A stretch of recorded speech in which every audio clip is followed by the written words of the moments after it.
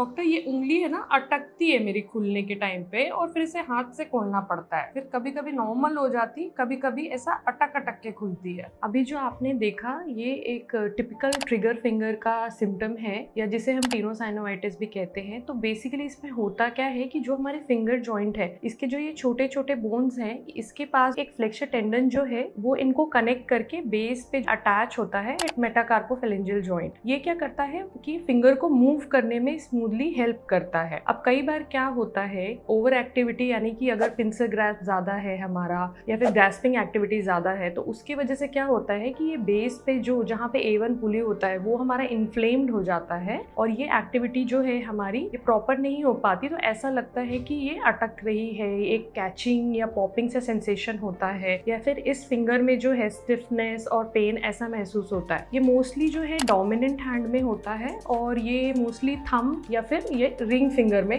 पाया जाता है। तो ये किन लोगों में ज्यादातर के पाया जाता है? तो ये डायबिटीज पेशेंट में बहुत कॉमन है। इसके अलावा जिनको रूमेटॉइड आर्थराइटिस है उनमें भी ये बहुत कॉमन है, या फिर जिनको गाउट है या फिर जिनको थायराइड डिजीज है इन लोगों में ज्यादा पाया जाता है। मोस्टली ये एल्डरलीज के अंदर पाया जाता है around 40 to 50 years of age, but बच्चों में भी पाया जाता है इन लेस देन 8 ईयर्स। तो बेसिकली इसमें हमें ट्रीटमेंट क्या रहता है कि हम इसमें कुछ ओरल मेडिकेशंस देते हैं ये पेन और इन्फ्लेमेशन कम करने के लिए। इसके अलावा कुछ स्प्लिंट्स होते हैं स्पेसिफिकली डिजाइन जो कि इसको जॉइंट को रेस्ट देता है और इन्फ्लेमेशन कम करने में हेल्प करता है। और इसके अलावा जो है कुछ स्टीरॉयड इंजेक्शंस होते हैं जो कि लोकल साइट पे हम इंजेक्ट करते हैं जिससे कि मूवमेंट जो है थोड़ा फ्री होता है। और कई केसेस में अगर ये मूवमेंट बिल्कुल ही स्टिफ हो चुका है, जॉइंट प्रॉपर ओपन नहीं हो रहा, तो फिर हमें ये सर्जिकली भी करेक्ट करना पड़ता है। तो यदि आप या आपके घर के आसपास किसी को भी ऐसी तकलीफ है तो आप अपने नजदीकी क्वालिफाइड डॉक्टर से संपर्क करें या दिए गए नंबर पे हमें कॉन्टैक्ट कर सकते हैं। Thank you.